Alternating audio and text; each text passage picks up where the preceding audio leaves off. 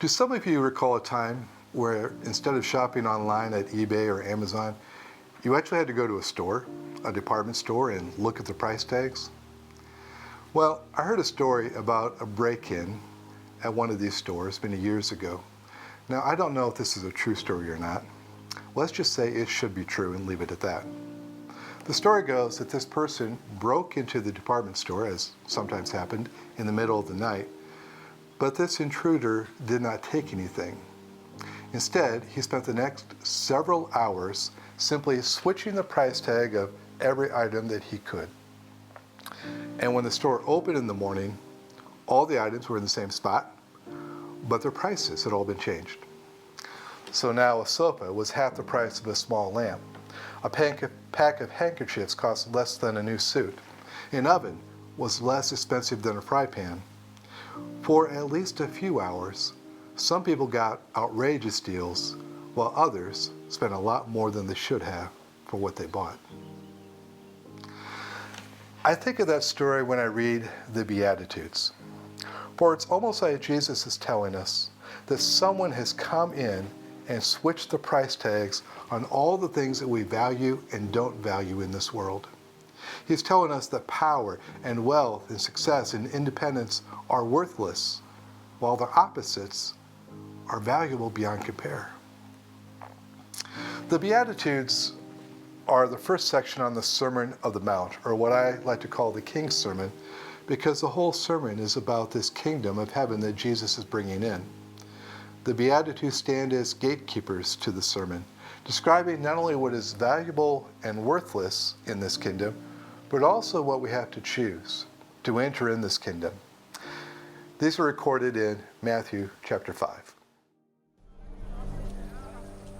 Now when Jesus saw the crowds, he went up on a mountainside and sat down. His disciples came to him, and he began to teach them. He said, "Blessed are the poor in spirit, for theirs is the kingdom of heaven. Blessed are those who mourn, for they will be comforted.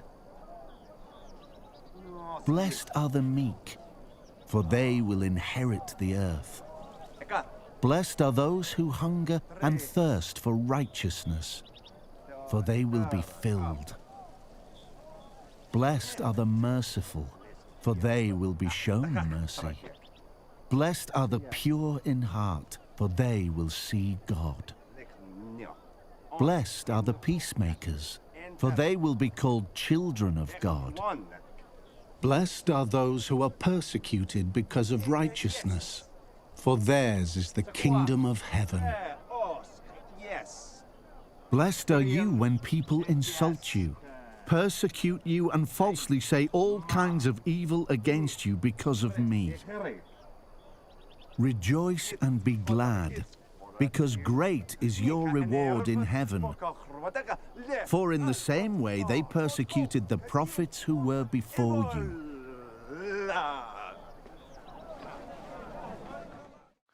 So let's talk about these Beatitudes and how they're tied into the rest of the King's Speech before we dive into the first two of these. The word beatitude is simply a Latin word that means blessing. 8 times Jesus pronounces blessing on certain kinds of people in this kingdom. But what exactly does it mean that we are called to be, that we are blessed?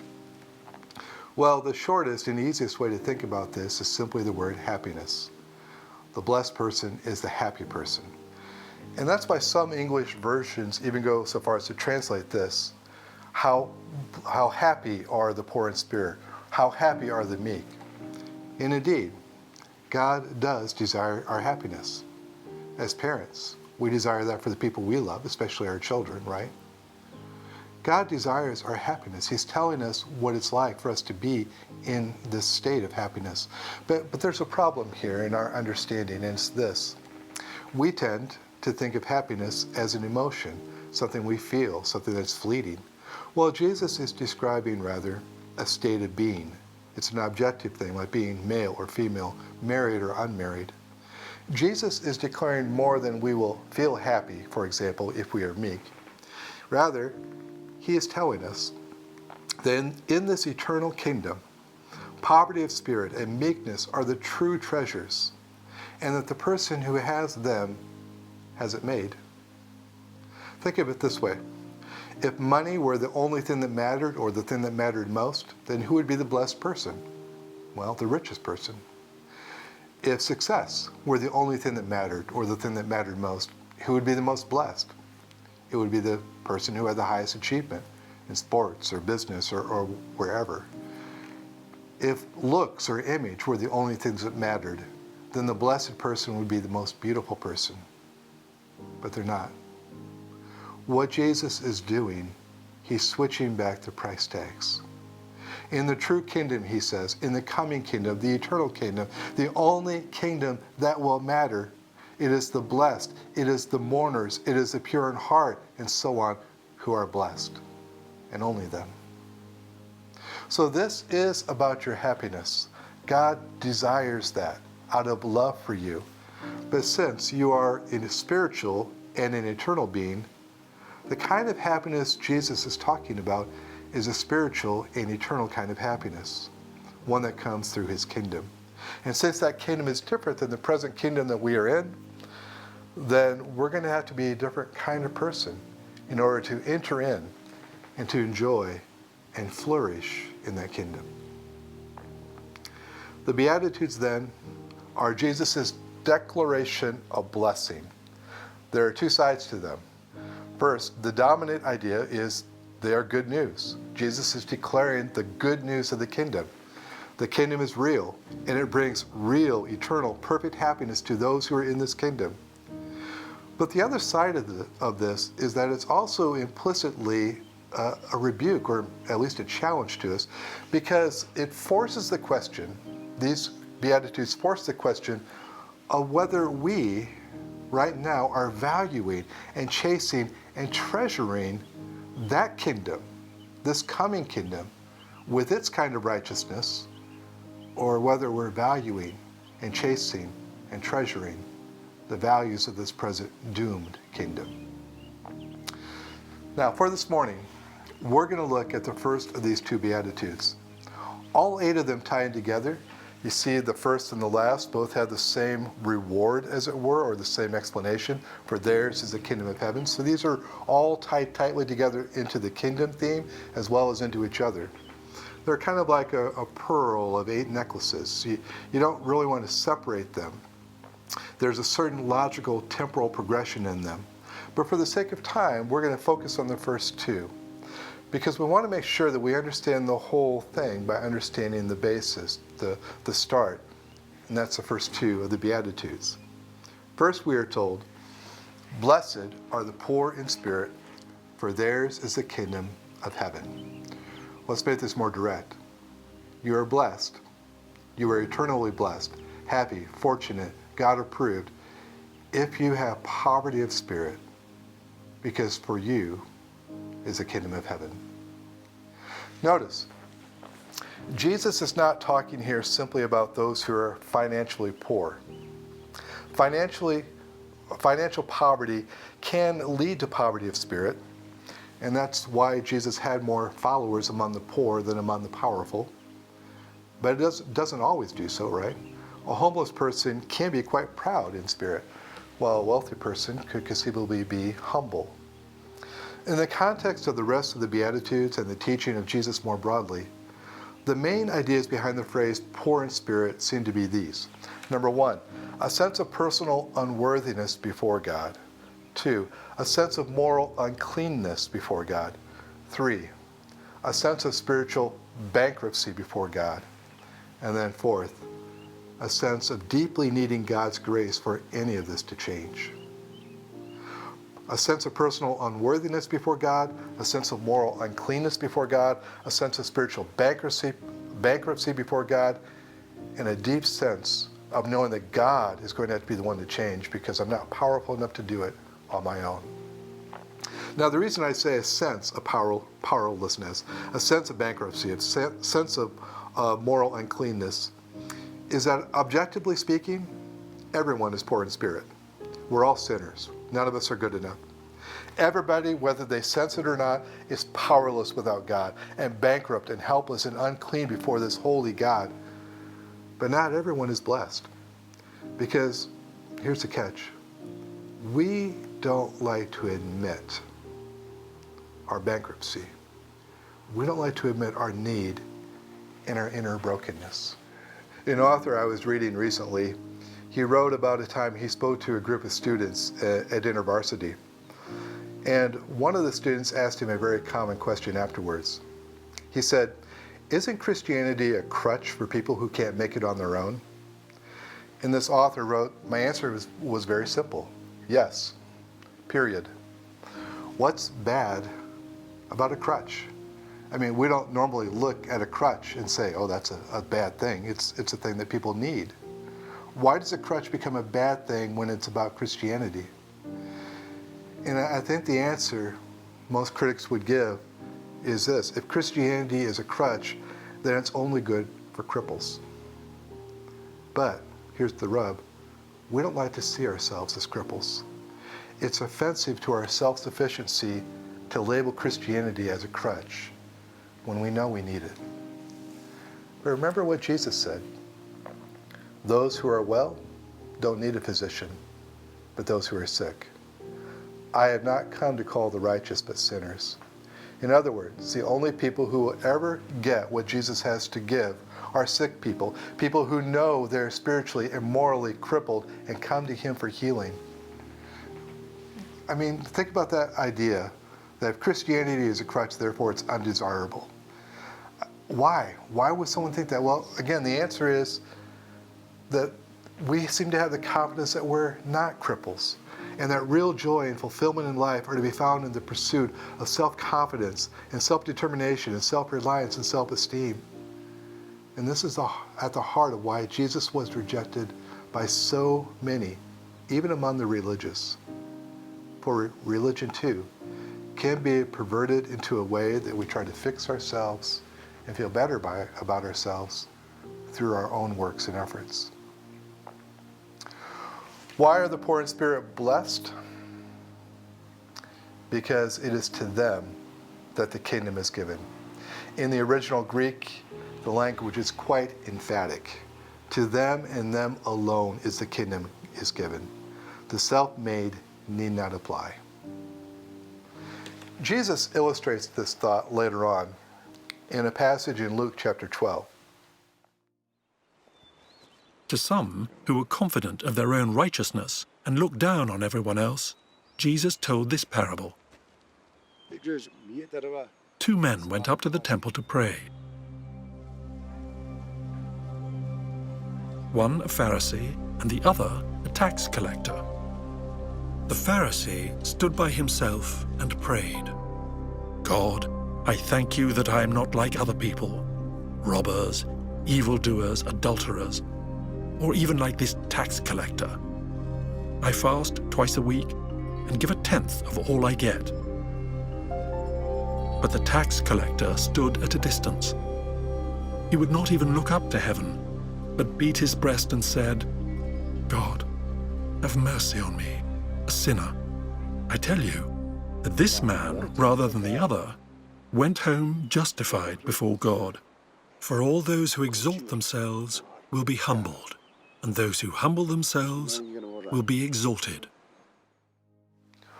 One man went home justified. One man was given an admittance ticket to the kingdom of heaven. One man received the promise that he would be part of a new humanity, partnering with God in this perfect creation. And it wasn't the religious success story. It was the one who simply recognized his own spiritual and moral bankruptcy before God, beat his breast, mourning his failure, and said, "God, have mercy on me." That serves as a very good introduction, by the way, to the second beatitude: blessed are those who mourn. For I view it as, if not the flip side of the first, perhaps its continuation. It's one thing to know you are a spiritual failure. It's another to mourn over it. Now, I stand in a long, long line of church history and teachers in the church in understanding mourning here, not simply to be a general mourning over the pains and losses in this life. Everyone mourns the things we lose in this life, the things that are painful, but not everyone is declared blessed. The mourning Jesus speaks of flows from and is an expression of knowing our poverty of spirit and bewailing our sin, but also the sin and the brokenness and evil of this world. It is mourning with God over all that's broken. And that's why it's so appropriate to take the first and second Beatitudes together. Blessed are those who mourn clarifies what it means to be those who are poor in spirit. Blessed are the poor in spirit who mourn. Blessed are the people who feel keenly their own inadequacies and their guilt and their failures and their helplessness and their unworthiness and their emptiness, and who don't try to hide these things under a cloak of self-sufficiency, but who are honest about them and grieve before them and driven to the grace of God. What is mourning? Mourning is simply an emotional response to sorrow and sadness. It is a response indicating that something is not what it should be, and we're grieved that it's not. Mourning is a sign that something is wrong with the situation, but it's also a sign that there's something right with the one doing the mourning.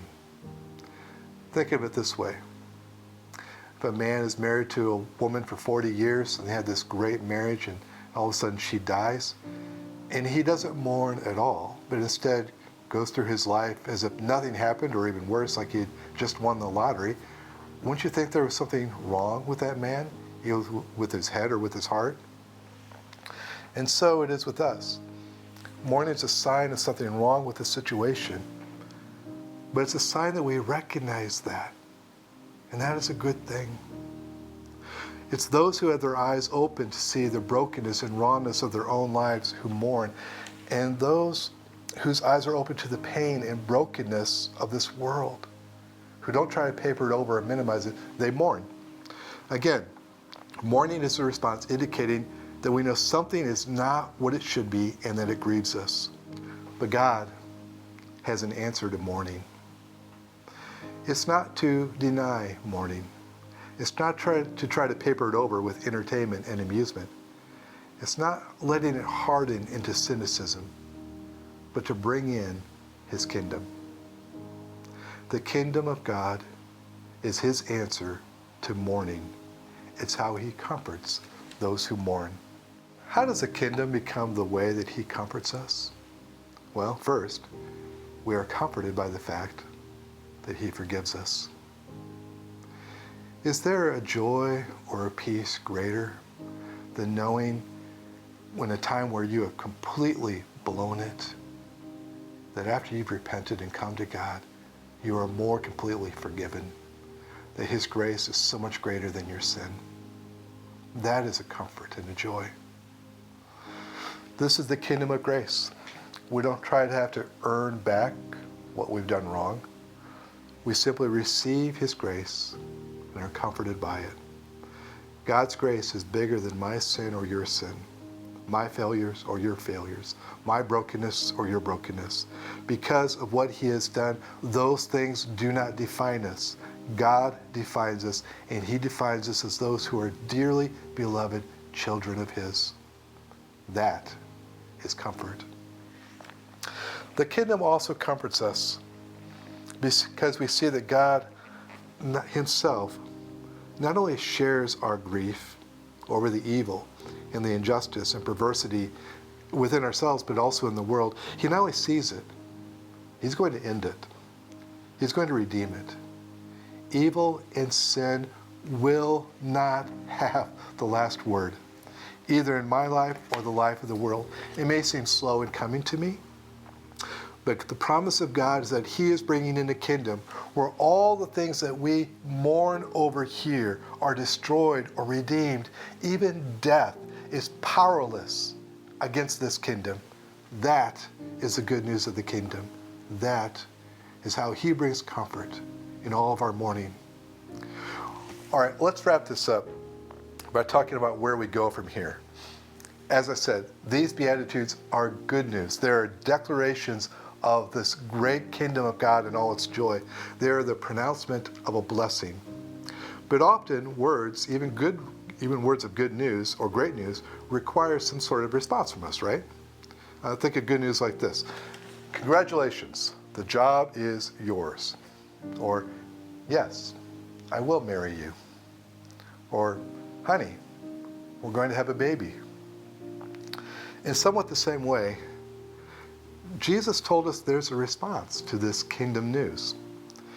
For example, in the next chapter, he tells us we should be praying that his kingdom is coming more thoroughly into this world. And then he also tells us that instead of worrying about all the things of this world, we should seek the kingdom and its righteousness. In other words, the good news of the kingdom should lead us to seek it and to pray for it and work for it. How do we do that? 4 things. First, let Jesus open your eyes to what is truly valuable and what isn't. To return to the parable of the switched price tags, it's not Jesus who has switched the tags, it's the evil one. Jesus is the one switching them back to what they should be. He is the one telling us that success and achievement and wealth and status and image and power and beauty, they belong in the discount aisle. They belong in the gumball machine where you put your quarter. But humility and meekness and mourning and mercy, these are the high ticket items, or they should be. And the more time that we spend with Jesus and his word, the more that we remember that. Especially if in taking time to be with Jesus and his word, we're also asking him to directly examine us, to show us when we are chasing and treasuring things that are worthless. Second, practice confession. Practice confession. Not just confess once in a while, but practice it. I've been watching the ESPN documentary on the '97 Chicago Bulls team. Some of you probably watched this. It's interesting, very interesting. I also find it to be rather annoying because of the amount of hero worship slathered on one man whose greatest distinctive was being really good at a game of sport. To me, it's over the top. But here's where I'm going with this. One of the things I noticed was that every day, except for an occasional rest day, was a practice day. They would spend hours going over plays and skills that they had already spent years working on. This is a team who had won 5 titles. This is a team that was coming off the best season in NBA history, practicing every day. Why? Because practice is what we need to do when something's really important to us. Practicing confession simply means to take Jesus very seriously when he modeled for us and told us to pray in the Lord's Prayer, Lord, forgive us our sins. Protect us from the evil one. It's a daily thing. Just like we ask for our daily bread, we say, Lord, forgive me and protect me. Are we willing to practice confession just to make it a normal part of our day where we simply go over with God where we got it wrong, ask him to forgive us, and ask him to help change? Third, mourn with God over the evil of the world. Mourn with God. Turn away from the world's way of dealing with sin and seek God's. It might be helpful here to flesh out what I mean by this by contrasting it with other ways that we can respond to the fact of evil or sin within ourselves or the world. It seems to me that there are at least 3 bad ways that we can respond. First is minimization and distraction. Here, we simply don't focus on the sin in our life too much at all, right? And it's easy to pull this off with entertainment or activities or possessions. Pretty soon we really don't think about sin and moral failure that much. And the Christian version of this is kind of the flip attitudes, well, it's all under the blood, or it doesn't really matter since I'm saved, or, I'll sin and God will forgive. Second, there is mocking or making light of. We can adopt a cynical attitude towards morality or evil or sin. Our friends in the entertainment industry, making money off our eyeballs, they're especially good at this, aren't they? Personal sin, evil, is mainly laughed at or laughed about. Pretty much anyone in a TV show or a movie who takes sin seriously is laughed at as a nutcase or a villain. Increasingly, the only battle of good versus evil portrayed at all is an infantile version of that we have in superhero movies or space opera fiction. Third, condemnation. This is especially good about the sin of others, not so much our own usually. We can stand on a soapbox, write letters to the editor, or more likely, in our day, share social media posts about the evil of the other side and all that they're doing. You know, preachers like me, we're really good at this, aren't we? Too many of us have decided that we are in a culture war. The problem with that kind of imagery is this: we will always place ourselves on one side, the side of good and rightness, and the other people on the side of evil and stupidity and darkness. And when that happens, we forget, or we don't remember very well, that we are sinners, that we are fallible, that we are stupid, that we need help just as much as they. We forget to be poor in spirit, to mourn over our own sins. I'm not saying we shouldn't do anything. I'm saying the condemnation and work of that kind can only come after the mourning. Too often, instead, it replaces it. That brings us to the fourth thing we can do. What do we do with the evil in our life and the evil of this world? We mourn. We mourn with God. We seek to feel the same way that God feels about the sin and evil in our life. As Jim Elliot put it, let our hearts be broken by the things that break the heart of God. Mourning means we increasingly come to hate the sin in our life and the sin in this world. We don't hate the sin in our life simply because it's a failure on our part and it makes us feel bad about ourselves. We don't hate it because it means we're not good people or we don't measure up or it makes our life more difficult in some way.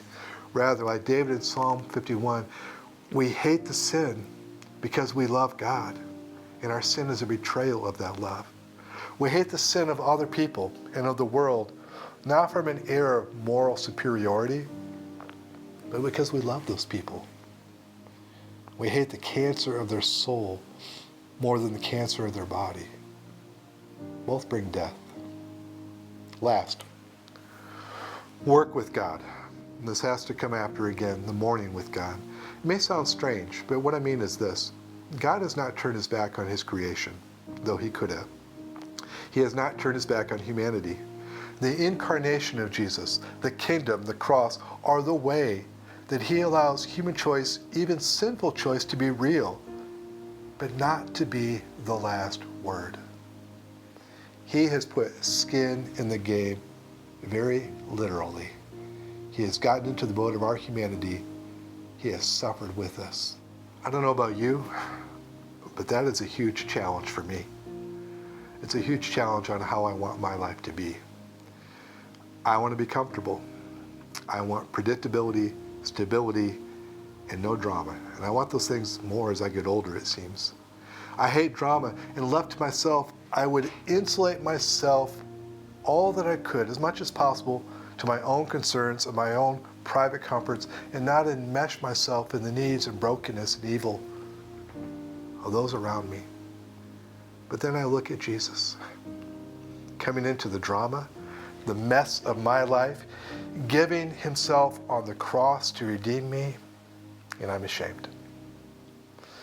I am called, we are called, to mourn with God over the evil and ugliness of this world, not simply to condemn it, but to feel it, and to let that prompting, that partnership with God, that sympathy of our emotions, then purify and prompt my actions and my involvement. That's what we are called to do. And wonder of wonders, we can actually be part of the way that God brings healing, God brings comfort to the mourning, but only after we mourn ourselves. So that's how we can respond. Asking Jesus to open our eyes to what's valuable and what's not, practicing confession, mourning with God, and then working with God.